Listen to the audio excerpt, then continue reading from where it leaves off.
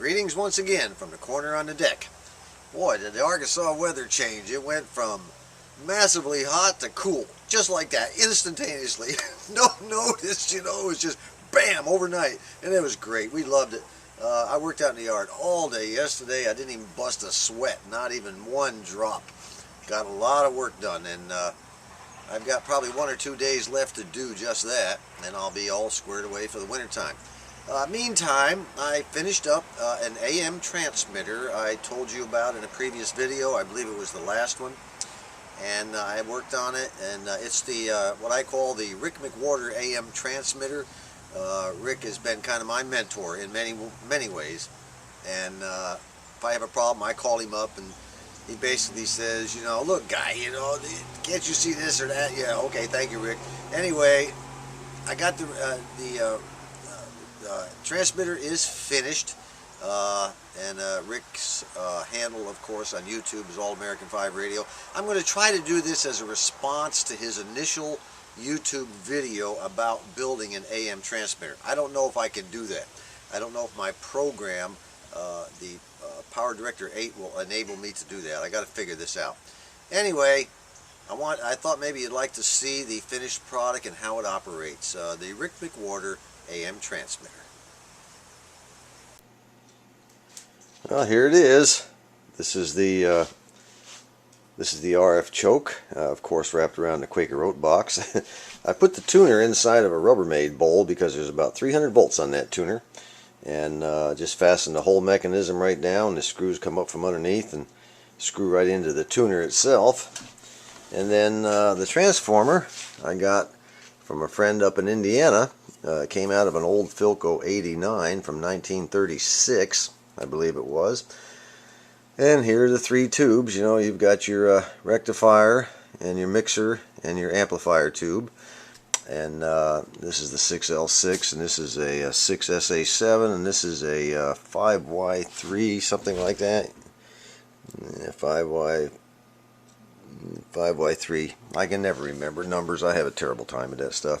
Anyway, it's just simply an on-off switch with I put a 120 volt bulb directly in the primary instead of a 6 volt bulb in the filament voltage, which is what the original design had.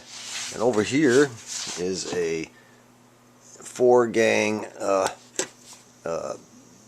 RCA connector setup. They're all tied together. I can plug it in here. Here makes no difference. They're all the same. And then I'll soon be putting another connector right there, so I can put a speaker headphone jack into there, which will feed this. And eventually, I'm going to give it a little more time to burn in and make sure it works. I'm going to go ahead and put a perforated board underneath of it, and then put 4 legs so it kind of gets it up off the table. And this is let me see if I can get this thing to lift up here a little bit. This kind of gives you an idea of what's up underneath there. There's the infamous Rick McWhorter toilet paper roll with the oscillator wire around it, and all the wires up underneath. My wire, I have about 50%, 60% more wiring than Rick had in his. It was because of the placement of the different components. Anyway, the whole mechanism right now is being fed from a double tape deck that I have, and I guess oh yeah, incidentally, you have to do a complete you have to do an earth ground, and this wire runs back to a ground, the utility ground, which it runs underneath the house, and I rigged it up years ago where I can connect to it inside the house here. But the utility ground rod goes down about 8 feet or more in the ground, so good earth ground connection. You got to have that earth ground connection on this chassis. The grounding system within the chassis is what they call a floating ground. So the chassis is not a ground, but it does need to have an earth ground to take away any humming that goes on. And the tuner that I used, that I got from my buddy up there in Indiana, his name is Daniel, is a 3-gang tuner. Actually, it's 1, 2, 3, and I've got it hooked to the front gang. And it came out of an old Motorola AA5, I believe it was, and that worked fine. keep that lid on there. I don't want anybody accidentally touching it. And you don't want to be messing around too much with the RF choke either. There's B+ on that thing, and between it and the antenna is a capacitor. So let's play a little tape. I've got an orchestra tape in there. I can't find my big band tape. It makes me mad. I'm going to have to get another one. Let's see what it sounds like. And by the way, it transmits through the entire house from front to rear. And over here, I've got it being fed in. It goes to, and it's being transmitted up that antenna. You see right there, to a 70-foot antenna wire that I have up in the attic, which goes up here. And I've connected the output, the antenna wire, from my Hammerlin. I just clipped it on there with, coming off the back of the Hammerlin, I just clipped it on with an alligator clip. So essentially what's happening here is the transmitter is transmitting to the antenna in the attic, and then it's coming back down into my Hammerlin. So let's give us a listen here and see what it sounds like.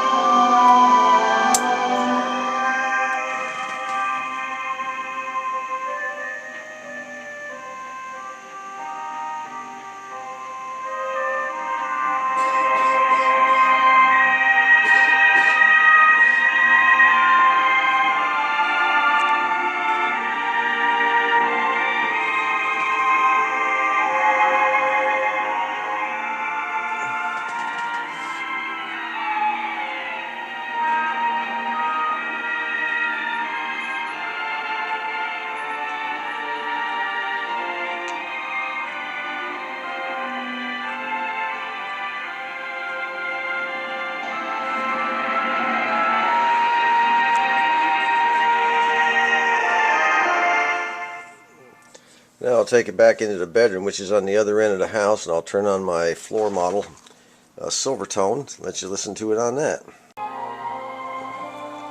Well, here's the console. I've had this thing since the early 80s. It was my very first vintage radio purchase. I bought it in Petersburg, Virginia for $35, and it has a 78 RPM turntable in it. I've never used this. I've never said it works and everything, but it's got one of those radio spikes that I don't want to mess with. You know, the old camera says my batteries are getting low. I may have to change batteries here in a couple of seconds.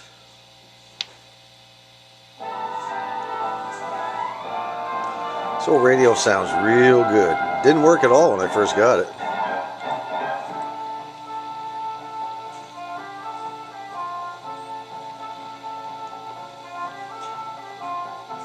Well, that's it from the corner in the bedroom. I appreciate you stopping in one more time. This is John.